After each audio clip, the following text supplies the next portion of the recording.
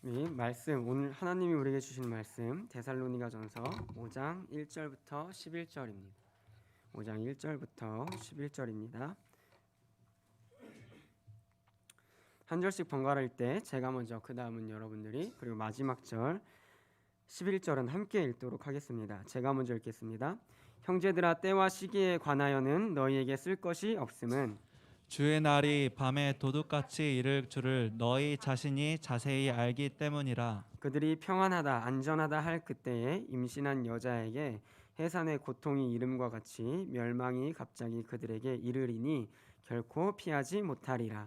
형제들아 너희는 어둠에 있지 아니하매 그 날이 도둑같이 너희에게 임하지 못하리니. 너희는 다 빛의 아들이요 낮의 아들이라. 우리가 밤이나 어둠에 속하지 아니하나니 그러므로 우리는 다른 이들과 같이 자지 말고 오직 깨어 정신을 차릴지라. 자는 자들은 밤에 자고 취하는 자들은 밤에 취하되 우리는 낮에 속하였으니 정신을 차리고 믿음과 사랑의 호신경을 붙이고 구원의 소망의 투구를 쓰자. 하나님이 우리를 세우심은 노하심에 이르게 하심이 아니요 오직 우리 주 예수 그리스도로 말미암아 구원을 받게 하심이라. 예수께서 우리를 위하여 죽으사 우리로 하여금 깨어 있든지 자든지 자기와 함께 살게 하려 하셨느니라. 함께 읽겠습니다. 그러므로 피차 권면하고 서로 덕을 세우기를 너희가 하는 것 같이 하라. 아멘. 우리 시간 성도들아 이 시간은 1절만 찬양하도록 하겠습니다. 박수 치면서 찬양하겠습니다. 성도들아 이 시간은 은혜 받지 마라. 할렐루야. 우리 이 시간 꼭 은혜를 남이 누리는 시간 아니라 내가 받는 시간 되시기를 축복합니다. 오늘은 이 소속에 속한 당신 그 무엇보다 값지다라는 설교 제목으로 이 소속 시리즈 4탄을 준비했습니다. 우리가 매번 같이 읽는 말씀인데 또 읽도록 하겠습니다. 요한복음 8장 23절에서 24절입니다. 제가 우리 함께 읽도록 하겠습니다. 예수께서 이르시되 너희는 아래에서 났고 나는 위에서 났으며 너희는 이 세상에 속하였고 나는 이 세상에 속하지 아니하였느니라. 그러므로 내가 너희에게 말하기를 너희가 너희 죄 가운데서 죽으리라 하였노라. 너희가 만일 내가 그인 줄 믿지 아니하면 너희 죄 가운데서 죽으리라. 아멘. 이어서 로마서 8장 1절 2절 읽도록 하겠습니다. 함께 읽겠습니다. 그러므로 이제 그리스도 예수 안에 있는 자에게는 결코 정죄함이 없나니 이는 그리스도 예수 안에 있는 생명의 성령의 법이 죄와 사망의 법에서 너를 해방하였음이라. 아멘. 지금 우리가 계속 이 소속에 관해서 말씀을 나누고 있는데 이 첫 시간부터 우리가 소속에 속했는가 올바르게 자기를 살펴봐야 한다고 말씀을 드렸습니다. 그래서 이 소속이라는 건 결국은 영원한 생명과 영원한 지옥을 가르게 됩니다. 그래서 이 땅에서 우리가 예수를 믿으면 영원한 생명의 소속으로 들어가는 거지만 그렇지 않다면 이 영원한 지옥에 빠지게 되는. 그래서 우리가 나눴던 것들이 무엇이 있습니까? 자기 점검이 필요하다는 거예요. 자기 인생에 자기의 답을 가지고 살다간 하나님의 답을 놓치게 되고 하나님의 답이 없는 인생은 결국 그 목표 지점에 다가가지 못하게 됩니다. 그래서 우리 인생에 하나님의 답이 아니라 다른 것들을 붙잡고 있으면 우리는 점검함으로써 뼈아프지만 그 가지를 쳐내야 한다. 그리고 오직 한 가지 잡아야 될 게 하나님의 정답인 예수 그리스도다. 이렇게 두 번째는 나눴고요. 세 번째 시간에는 우리 안에 있는 그 믿음이 분명하게 하나님 나라를 가리키고 있다. 그래서 우리가 믿음의 길을 걸어갈 때에 흔들릴 때도 분명히 있지만 그때 우리가 다시 신실하게 붙잡아야 할 것은 하나님이 주신 그 믿음이다. 이렇게 말씀을 드렸습니다. 오늘은 이제 네 번째 시간으로 왜 우리가 값진가. 사실 이제 저나 강도사님이나 목사님이나 이 총신대를 이제 거쳐서 나왔는데요. 총신대는 이 유별난 프라이드가 있어요. 유별난 프라이드가 있는데 그게 뭐냐면 사실은 어떻게 보면 이 좀 속된 말인 것 같지만 이 잡대거든요. 잡대. 그러니까 서울에 있어도 총신대 어딘 줄 알아면 아 거기 총신대 있고요. 이렇게 알지. 총신대가 어디에 있고 이걸 아는 사람들은 별로 없어요. 근데 이 총신대에 특히 속한 이 신학과 학생들은 그 유별난 자기 애가 있어요. 자기 애. 나는 총신대에 왔다는 자기 애가 있어요. 뭐 그래도 사실 신학과만 따지면이에요. 신학과만 따지면 그래도 지금은 모르겠지만 나름 그래도 좀 이렇게 상위에 속한 학교긴 하거든요. 근데 그래도 세상의 기준으로 보면은 저 바닥까지는 아니고 한 중하위권에 있는 학교예요. 근데 이 다른 과들은 그렇지 않은데 이 신학과들만 유독 내가 총신해 갖고 나는 정통이야 이런 게 있어요. 난 정통의 길로 지금 걸어가고 있고 나는 딱 내 앞길은 목회자로서 내가 하는 말이 막 내가 하는 큐티가 막 이제 다른 과들이 있잖아요. 다른 과들이랑 이렇게 조모임을 하는데 거의 뭐 최고의 권위를 갖는 거죠. 말씀을 준비하고 나누면 막 누가 다른 아동학과나 뭐 유아교육과나 뭐 기독교육과가 막 자기가 막 그냥 나누는 거예요. 큐티 같은 거 말씀을 나누는데 너의 해석은 틀렸다. 성경을 문맥적으로 봐야지 이렇게 좁은 시야로 보면 안 된다. 막 이러면서 막 이제 아무것도 모르는데 그 헛발질하면서도 자기가 이제 잘났다고 생각하는 게 이제 신학과거든요. 근데 이제 그게 이제 저였거든요. 그래서 그런 의인이 없어요. 자기 값어치를 정말 이 1학년 때는 하늘 끝까지 올려놔요. 하늘 끝까지. 그러다가 시간이 지나면서 이제 타락하기 시작합니다. 네, 그래서 막 우스갯소리 나온 게 처음에 1학년 때는 목사의 신앙으로, 뭐 2학년 때는 장로의 신앙으로, 3학년 때는 집사의 신앙으로, 마지막에는 평신도로 졸업한다. 이런 이제 속설이 있을 정도로. 근데 이제 이 얘기를 왜 꺼냈냐면 우리가 인생을 살아갈 때 자기의 값어치를 자기의 기준에 따라서 매기곤 해요. 매기곤 해요. 그래서 지난주에도 이제 송기호 집사님이 이제 소금 좀 사달라고 하니까 이 히말라야 핑크 솔트라고 해서 이 고급진 거를 사다 주셨더라고요. 그래서 이걸 그 고기 할 때 이렇게 갈잖아요. 그렇게 해야 나오는 소금을 사다 주셨더라고요. 그래서 제가 이 금식을 버티면서 입에 딱 입을 열고 갈면서 내 혀는 지금 소고기다 이러면서 이제 갈면서 먹었는데 그러면서도 이제 그래도 이 소금은 그 이 값어치를 한다. 뭔가 좋아 보이잖아요. 히말라야 핑크 솔트. 그냥 소금도 아니고 솔트 이렇게 또 뭔가 이 사대주의적 착오지만 뭐 히말라야 핑크 솔트하고 막 이제 원산지 보니까 막 이탈리아 있어요? 히말라야가? 뭐 제가 잘못 봤나? 제가 기억하기로는 뭐 이탈리아 거기 써 있더라고요. 그래가지고 가공한 데가 그럼 이탈리아인가 어찌는 모르겠지만 그게 뭐 8,000원대의 소금이래요. 이 작은 병에 들어있는 게. 그래가지고 이 소금 값어치를 한다. 그러면서 제가 금식 중에는 별 묵상이 다 들거든요. 그래서 나도 이런 값어치를 하는 이제 사람이거나 신앙인이어야 되는데 내가 이 소금만도 못하구나.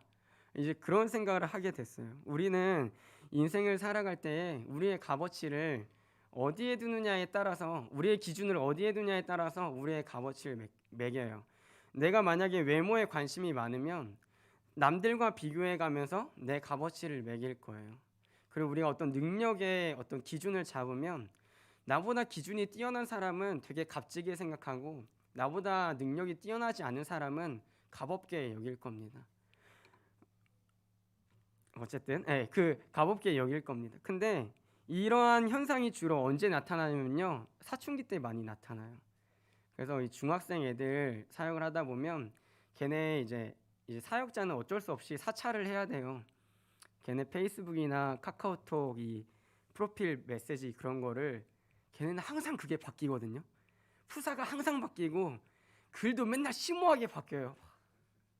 난 널 생각하는데 너는 점점점 이렇게 있다가 다음 날은 오늘은 인사해서 너무 반가웠어 행복해 뭔가 나는 뭔가 지금 썸씽이 있다 막 이런 걸 막 얘기하고 싶은 막 이런 심오함을 막 얘기하거든요. 그리고 이제 인스타나 페북에 가도 막 그런 요즘 애들 한참 작년 재작년까지 유행했던 게 막 애들 설문이었어요. 설문.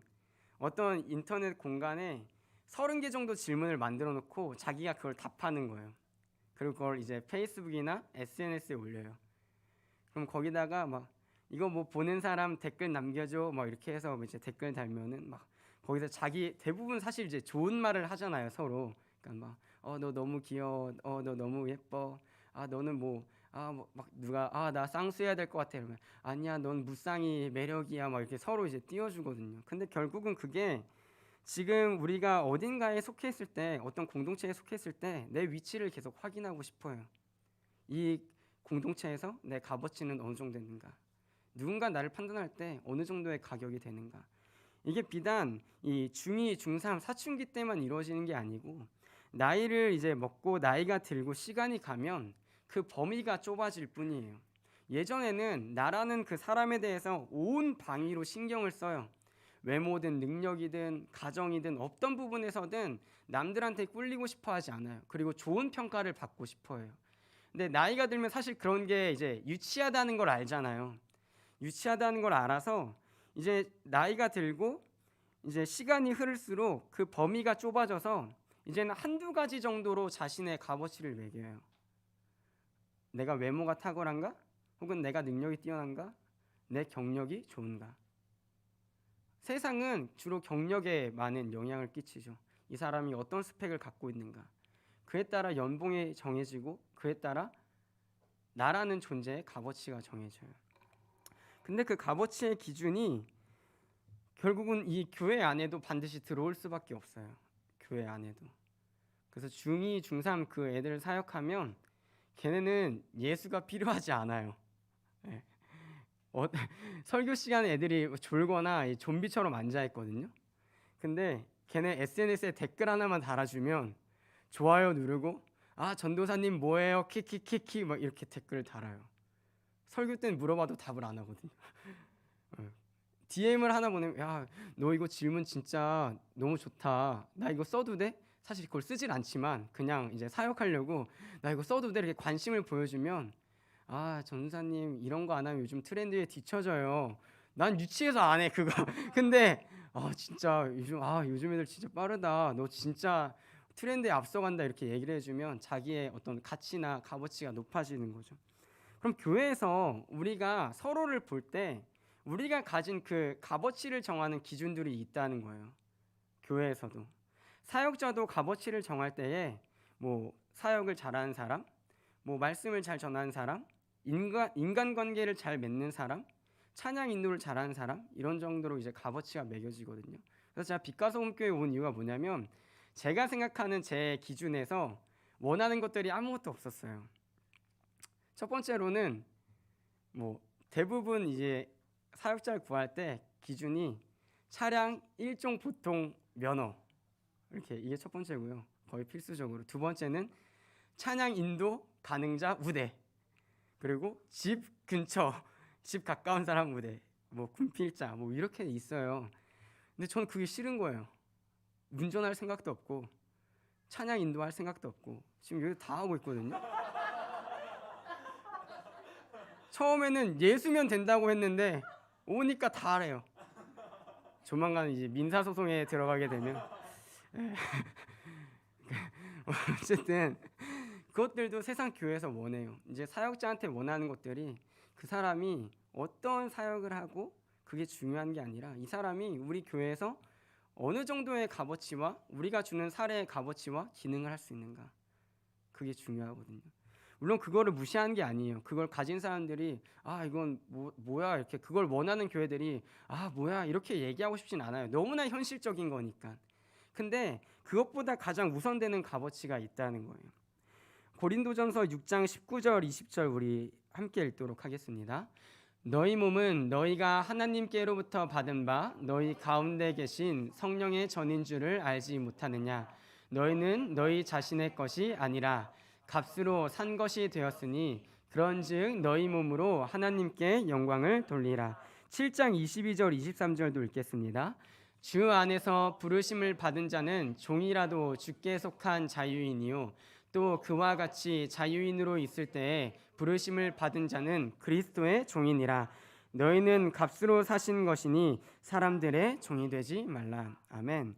지금 성경은 끊임없이 어떻게 얘기하냐면 나라는 사람은 하나님이 값을 지불하셨다고 얘기하고 있는 거예요.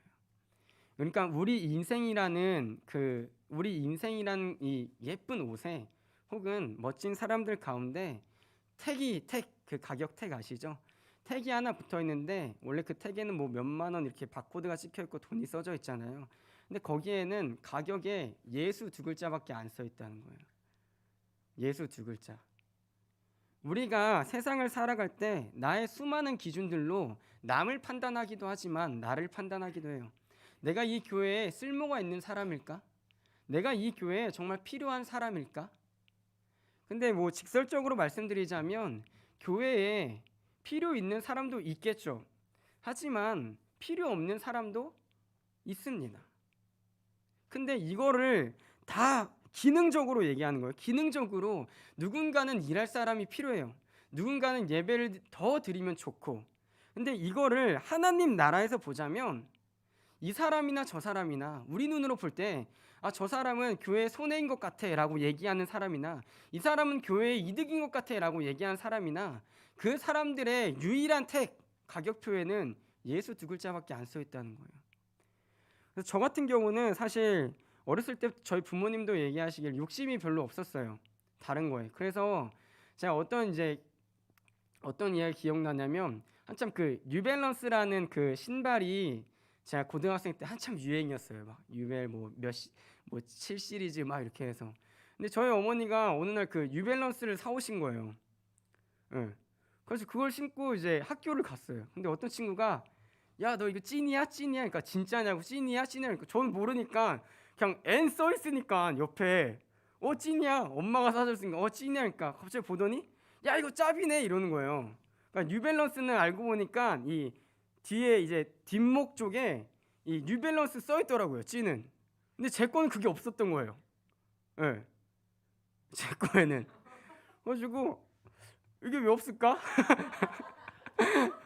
이게 그 의아함을 가졌어요. 내 거는 뭔가 다른 건가? 근데 다른 친구들 찐 신발 보니까 야 쟤 봐 하니까 다 뒤꿈치 쪽에 뉴밸런스 해가지고 선 이렇게 쫙쫙 가 있더라고요. 근데 제 거에만 그게 없는 거예요. 와, 내 건 유니크한 거보다 한정판이다.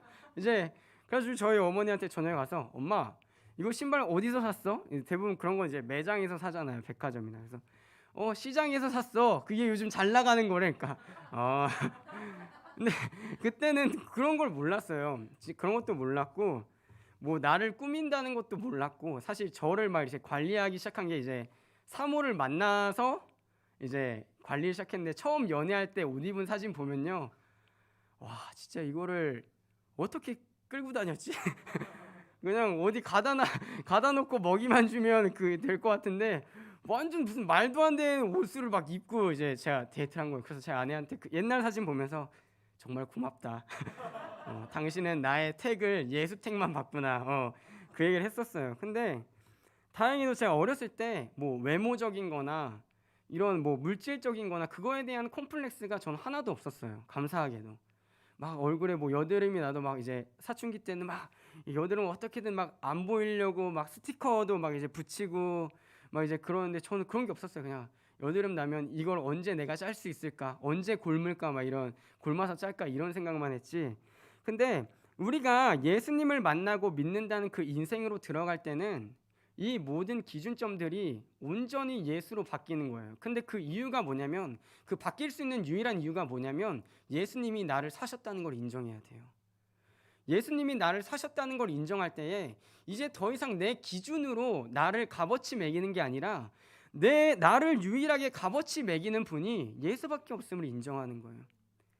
그 기준이 깨지지 않으면 교회 생활도 어렵고요. 신앙 생활도 어렵고 가정 생활도 어렵고 직장 생활도 어렵고 다 어려울 거예요.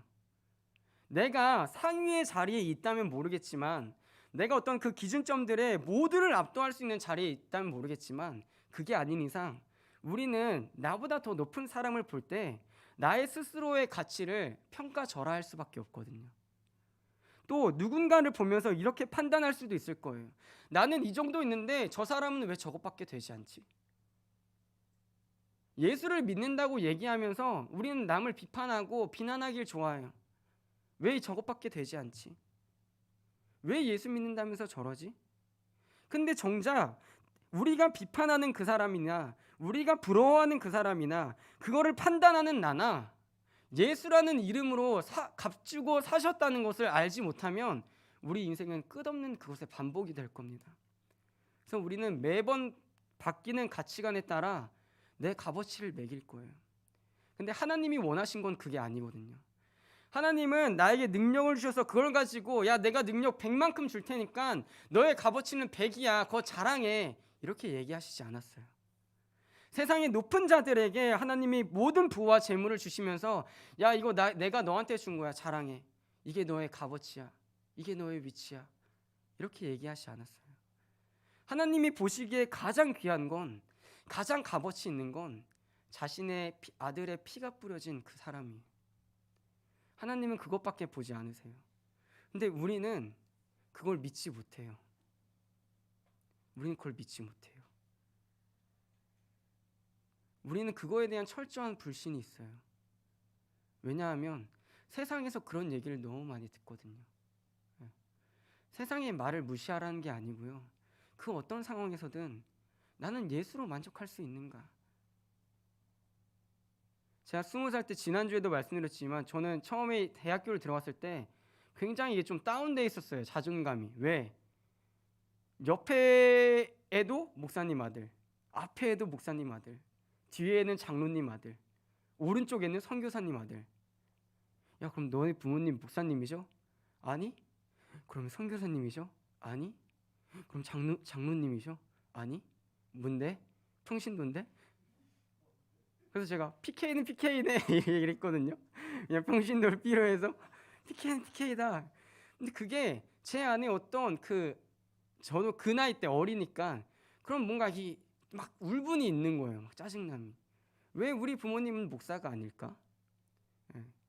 근데 그게 시간이 지나서 이제 저 안에 오기가 있고 막 혈기가 있다 보니까 다 필요 없다. 내가 이긴다. 그 생각을 한 거예요. 진짜. 그래서 제가 옛날 그 카카오 스토리를 보면 지금 지웠는지 모르겠는데 뭐 이런 그게 있었어요. 저번에 생각나서 한번 봤는데 하나님 저는 백도 없고 아무것도 없습니다. 돈도 없고 재능도 없습니다. 근데 하나님이 내 백이신 건 믿습니다. 그래서 전 이 길 갈 겁니다. 뭐 아무것도 모르고 그걸 써놨더라고요. 네. 그때는 근데 굉장히 단호한 마음으로 썼겠죠. 그게 막 좋은 마음이라가 아니라 누구는 목사님 아들인데 누구는 막 교회 목사님 아버지가 목사님이어서 교회 장학금 받고 다니는데 막 이제 그러다가 이제 그걸 울분에 차서 주님 그 화난 눈빛으로 주님 나는 아무 백도 없습니다. 난 아무것도 없어요. 근데 주님이 있으면 돼요. 이 고백을 한 거예요. 좋은 마음이 아니라. 그걸 최근에 이제 다시 한번 보게 됐었어요. 그래서 다시 우리가 생각하는 게 우리가 예수님으로 정말 만족하며 살 수 있는가? 예수님으로 만족하며 살 수 있는가? 우리는 말로는 정말 쉽게 할 수 있어요. 난 예수로 만족한다고. 난 예수 때문에 찬양할 수 있다고. 근데 우리의 시선을 잠깐만 돌리면 그것에 만족하기보다 우리는 불평할 때가 더욱 많아요. 왜 난 이것밖에 안 될까? 내 값어치는 왜 이것밖에 안 될까? 다른 사람들이 나를 어떻게 평가할까? 다른 사람들은 어떤 기준으로 날 바라보며 평가절하하거나 혹은 부러움의 대상이 될까? 근데 하나님은 우리한테 예수님을 결코 공짜로 주시지 않았습니다. 그래서 값진 거예요. 로마서 4장 24절 25절입니다. 우리 함께 읽겠습니다.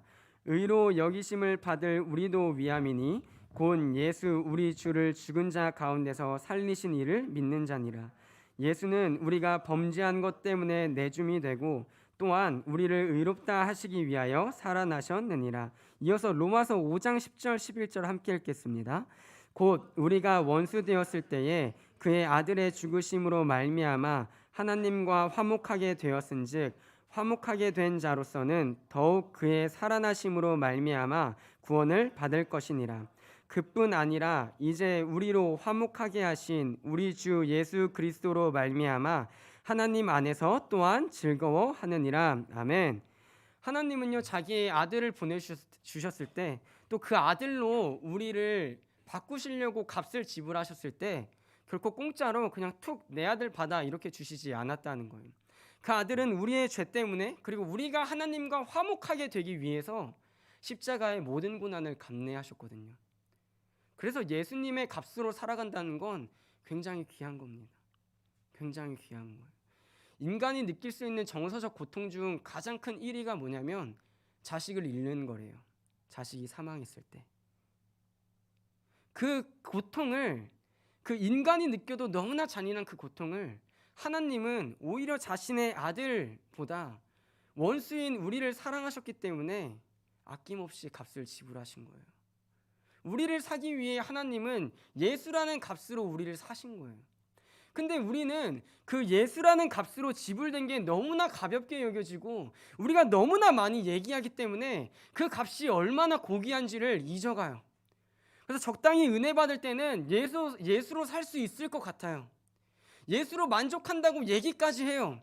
근데 좀 시간이 지나면 그 예수의 가치가 내 안에서 커지기보다 세상의 가치들이 너무나 커져서 예수님이고 뭐고 지금 당장 내 눈앞에 문제가 해결되지 않는 것에 불평불만을 하면서 내 인생의 값어치를 얘기해요. 왜 내 인생의 값어치는 이것밖에 안 되나요? 하나님, 왜 내 인생의 값어치는 이것밖에 안 됩니까?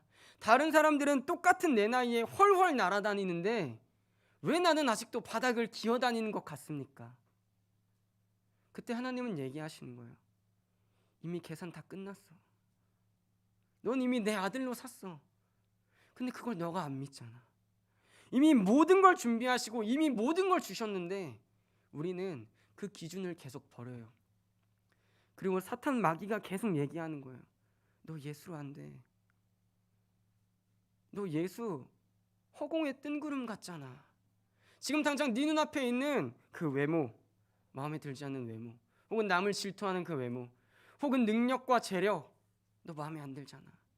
사람들은 다 너 이걸로 판단해. 그래서 넌 이걸 가져야 세상에서 값진 사람이라고 말을 들을 수 있어. 그게 우리 인생에 너무나 커요. 저도 그게 크고요. 그게 너무나 큰 거예요.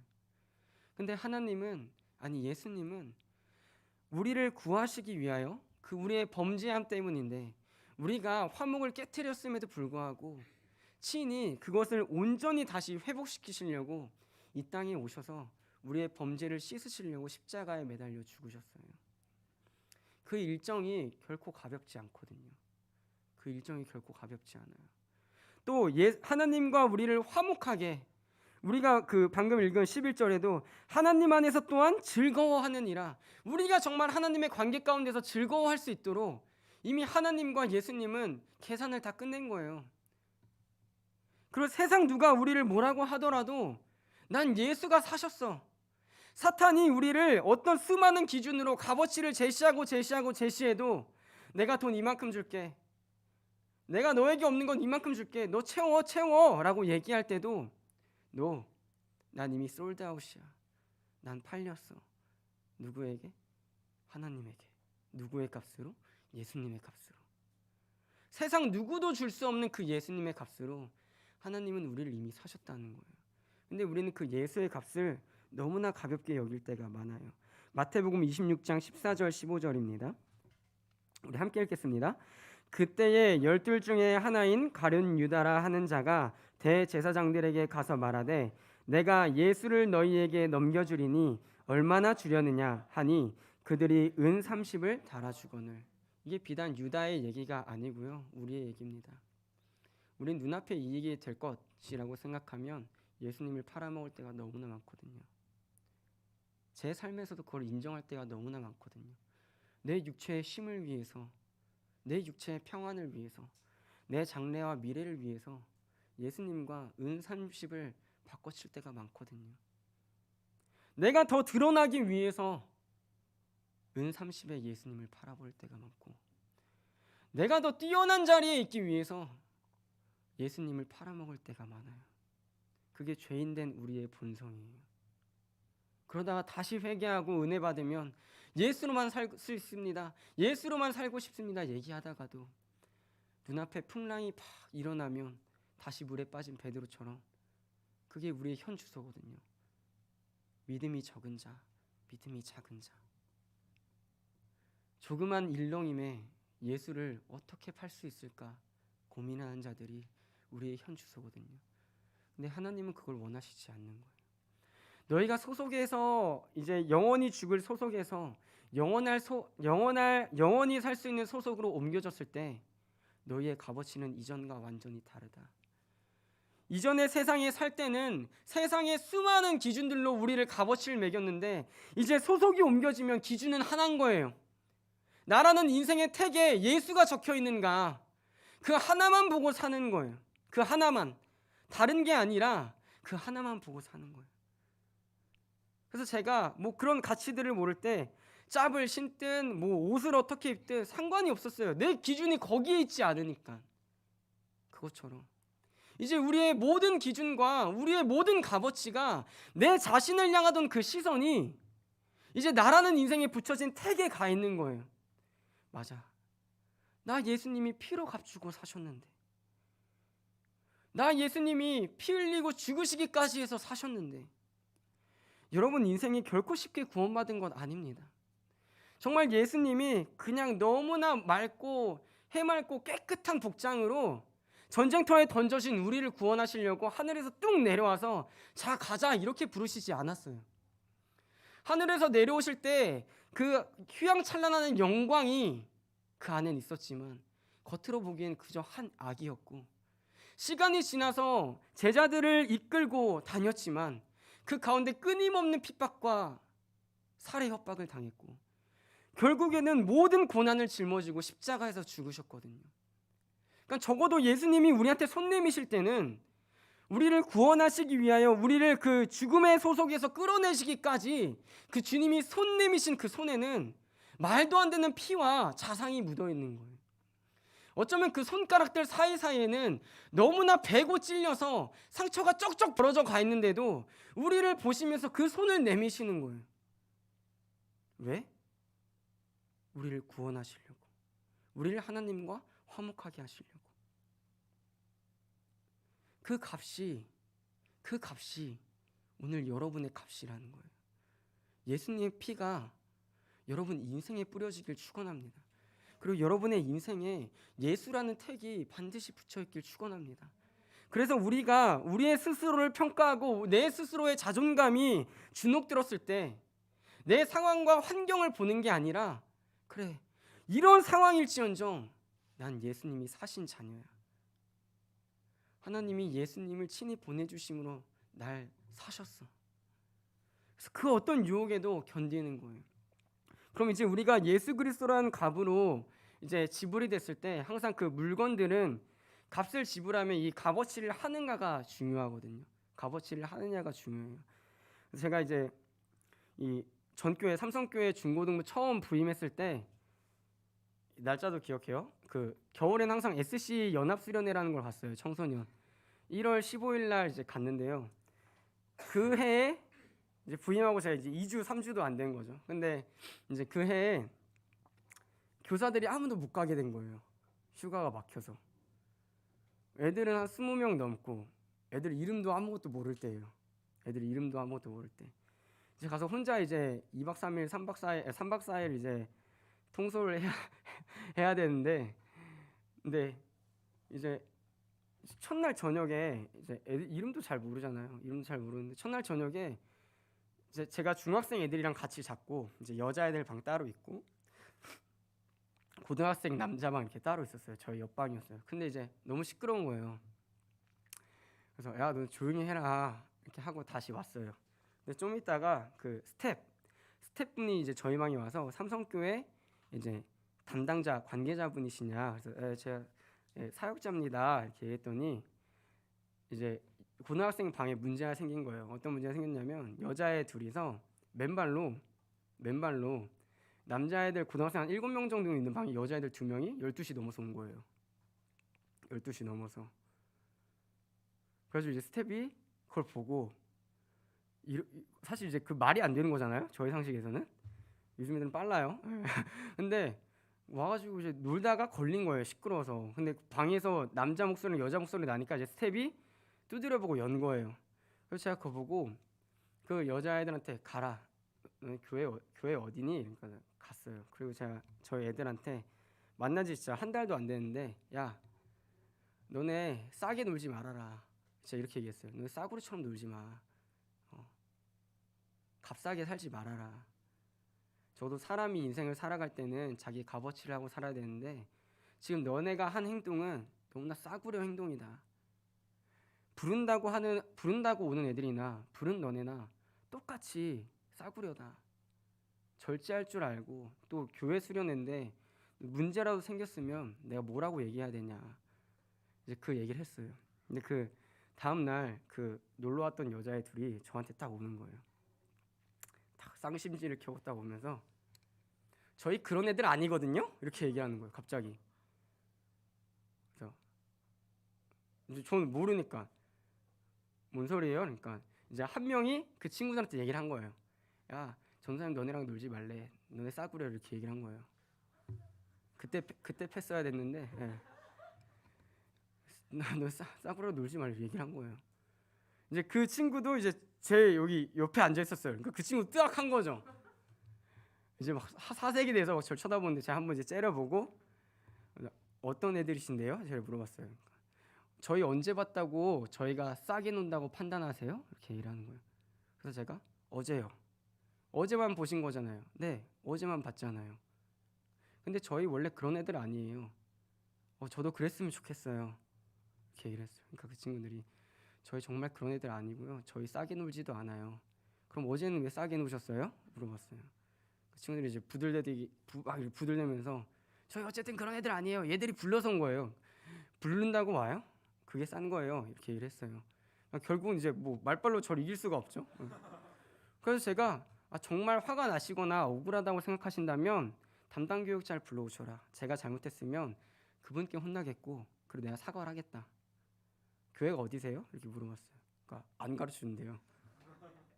그래서 담당 교육장 얘기를 하고 싶다. 그래서 이제 그 애들이 이제 가는 데를 보잖아요. 원래 이제 그 연합 수련회는 이렇게 자기 교회끼리 모였잖아요. 그래서 그 애들이 이제 가는 걸 보고 저 교회구나. 근데 되게 큰 교회인 거예요. 그래가지고 그 저를 일렀던 그 친구는 막 선생님 그게 아니라 제가 정말 이럴 줄 몰랐는데 정말 죄송하다고. 그러니까 아니야 됐어 내 새끼라서 넌 괜찮아. 근데 쟤는 안 돼. 내가 했거든. 이게 왜 이 얘기를 꺼냈냐면 우리는 우리 인생을 살 때 우리에게 주어진 하나님의 값어치가 있어요. 그게 바로 예수의 값어치인데 우리가 예수님이란 택을 달고 살 때는 그 값어치를 하기를 하나님이 원하세요. 그러니까 지금 말씀드리는 거는 제가 뭐 애들한테 내가 싸구려라고 얘기했다. 어떻게 그럴 수 있지? 중고등부 사역자가 어떻게 애들한테 싸구려라고 할 수 있냐? 그 얘기를 하고 싶은 게 아니라 지금 제가 이 예화로 말씀드리고 싶은 거는 하나님은 우리에게 기대하시는 바가 있어요. 고등학생들에게 기대하는 바가 있는 것처럼 우리를 예수로 사셨을 때 하나님은 분명히 기대하시는 바가 있어요. 갈라디아서 2장 20절입니다. 제가 읽을게요. 내가 그리스도와 함께 십자가에 못 박혔나니 그런즉 이제는 내가 사는 것이 아니요 오직 내 안에 그리스도께서 사시는 것이라. 이제 내가 육체 가운데 사는 것은 나를 사랑하사 나를 위하여 자기 자신을 버리신 하나님의 아들을 믿는 믿음 안에서 사는 것이라. 첫 번째로는요, 예수님이 우리를 값주고 사셨을 때 우리가 첫 번째로 알아야 될 거는 그 예수님의 값어치가 얼마나 귀하다는 걸 깨닫기를 원하십니다. 그냥 어떤 예수님이 그냥 지나가는 흐르는 물처럼 혹은 그냥 틀면 나오는 물처럼 그 싸지 않다는 거예요. 그래서 바울이 이제 나는 예수와 함께 죽었다. 그 십자가에 내가 죽고 이제 누가 산다고 얘기를 해요? 내 안에 예수 그리스도께서 사시는 것이다. 바울의 인생에서 예수라는 택이 붙었을 때에 그 택은 내가 중요한 게 아니라 내 값어치를 매겨주는 그 택. 우리가 옷을 보고는 가격을 모르잖아요. 근데 그 택을 보고 가격을 아는 거예요. 근데 바울은 더 이상 인생에서 나라는 그 엘리트인이었던 자기의 값어치가 중요한 게 아니라 내 인생에 붙은 택은 예수야. 그래서 나는 이 예수 붙잡고 살기로 했어. 이게 나의 최고의 가치야. 그걸 알았던 사람인 거예요. 우리가 인생을 살아갈 때에 여러분의 값어치를 반드시 아셔야 되는데 그게 예수예요. 근데 예수의 값어치를 내가 온전히 알지 못하면 온전한 신앙생활이 되지 않는 거예요. 왜? 이 택도 있고 저 택도 있고 너무나 택이 많은 거예요. 내 인생에. 필요할 때는 적어보고 필요 없을 때는 내버려두고 예수님의 가치를 안다면 우리가 이 한 가지 택으로 내 인생의 모든 값어치가 정해지는데 그걸 붙잡고 살지 않겠습니까? 하나님이 원하시는 것 첫 번째는 이거예요. 예수라는 이름은 결코 값싸지 않다. 한국교회가 무너진 이유는 하나예요. 복음이 값싸졌기 때문이에요. 은혜가 정말 눈물이 없고 무릎이 없어도 당신 괜찮다고 얘기하거든요. 기도하지 않는데 어떻게 괜찮아요? 불가능한 일이거든요. 말씀 앞에 깨지지 않는데 어떻게 괜찮아요? 불가능한 일이에요. 근데 그거를 넘겨주는 거예요. 세례도 마찬가지예요. 목사님이랑 저랑 이 세례에 대한 그 개념이 완전 일치하는데 세례를 함부로 주면 안 돼요. 입교도 그렇고요. 아이의 신앙의 주소를 온전히 부모와 사역자가 딱 보고 정말 이 아이가 예수의 값어치를 못해도 적어도 최소한이라도 알고 있는가, 그거를 찝어주고 세례를 줘야 돼요. 근데 그렇게 하지 않으니까 나 세례 받았어, 나 입교했어. 예수님의 피가 결코 그렇게 싸지 않거든요. 여러분 인생에 뿌려진, 그리고 제 인생에 뿌려진 예수님의 피가 결코 싸구려가 아닙니다. 하나님은 그걸 원하시는 거예요. 네 인생에 예수의 피가 뿌려졌는데 싸구려처럼 놀지 마라. 싸게 놀지 마. 예수님의 그 택으로 살아. 그 값어치로 살아. 예수를 높이며 살아. 그게 하나님이 보시기에 가장 고귀하고 가치 있는 일인 거예요. 두 번째로는 갈라디아서 6장 14절 15절인데요. 그러나 내게는 우리 주 예수 그리스도의 십자가 외에 결코 자랑할 것이 없으니 그리스도로 말미암아 세상이 나를 대하여 십자가에 못 박히고 내가 또한 세상을 대하여 그러하니라. 할례나 무할례가 아무것도 아니로되 오직 새로 지으심을 받는 것만이 중요하니라. 아멘. 두 번째로 예수의 택으로 산다는 것은 내가 하나님 안에서 새로 지으심 받은 존재라는 걸 인정하는 거예요. 이전 세상과 똑같이 사는 게 아니라 이제 나는 주님 안에서 새로 거듭나서 새로운 가치관으로, 새로운 신앙으로 하나님 앞에 매일매일을 죽으면서 사는 거예요. 매일매일 하나님 안에서 다시 새로 태어나고 매일매일 새 것으로. 너가 예수의 가치를 안다면 매일 죽어야 돼. 근데 또한 내가 널 매일 살릴 거야. 누구 때문에? 예수 때문에. 그래서 우리는 하나님을 찬양하는 거예요. 죽을 수밖에 없는 존재를 다시 살려주시니까. 오늘 무너진 나를 다시 세워주시려고 하나님이 역사하시니까. 그래서 우리가 인생을 살아갈 때에, 삶을 지낼 때에 우리는 매일 하나님이 주시는 그 은혜로 매일 새로워짐을 경험하는 교회가 되었으면 좋겠습니다. 그냥 지난번이 아니라 오늘 또 주시는 은혜가 있기를 간절히 사모해야 돼요. 그래서 처음에 불렀던 성도들아 이 시간은 제가 그 찬양을 이제 사실 하늘문에서 처음 배웠는데 너무 가사가 좋지 않아요? 기회로다. 하나님이 부으신 최상의 기회인 거예요. 최상의 기회. 예배가. 내가 새로워지고 다시 죽어지고 다시 깨져서 내 모든 택이 떨어지고 예수라는 택만 딱 남았을 때 그걸 붙잡고 맞아. 날 위해 예수님이 값을 지불하셨는데 기회다, 기회. 다시 하나님을 볼 기회, 다시 하나님을 만날 기회, 다시 새로 태어날 기회. 그래서 하나님은 예수님으로 값을 지불하신 자들에게 두 번째로 원하시는 건 매일 새롭기를 원하세요. 우리의 찬양과 우리의 예배와 우리의 기도가 매일 새롭기를 원하세요. 마지막으로 이 빌립보서 1장 18절 우리 함께 읽겠습니다. 그러면 무엇이냐? 거칠애로 하나 참으로 하나 무슨 방도로 하든지 전파되는 것은 그리스도니 이로써 나는 기뻐하고 또한 기뻐하리라. 아멘. 마지막으로 하나님이 우리를 값지게 예수로 값을 지불하셨을 때 원하시는 건 뭐 수만 가지 있겠지만 그 하나님으로 인해 기뻐하는 것입니다. 나를 사신 그 하나님의 이름이 전파될 때 기뻐하는 것. 이 가슴에 손을 한번 얹어보세요, 여러분. 네. 그리고 이제 제 양심에게 물어보는 거예요. 난 오늘 기쁜가? 기쁘세요? 표정이 그렇지 않은 이거 좀 모순되거든요. 네. 난 정말 기쁜가? 근데 무엇 때문에 기쁘냐가 중요한 거예요. 우리는 다른 것들로 기뻐할 수 있어요. 근데 바울은 난 하나님 전파되는 것 때문에 기뻐. 왜? 날 구원해 주셨기 때문에. 왜? 나를 위해 자기의 아들을 십자가에 못 박아 주셔서 내 조그만한 인생, 내 하찮은 인생에 그 하나님이신 예수 그리스도의 이름으로 택을 달아 주셨기 때문에. 그래서 내가 어떻게 살든지 내 인생의 참 기쁨은 그 하나님의 복음이 전파되는 것. 그게 하나님의 말씀이고 그게 예수 그리스도께서 죽으신 이유예요.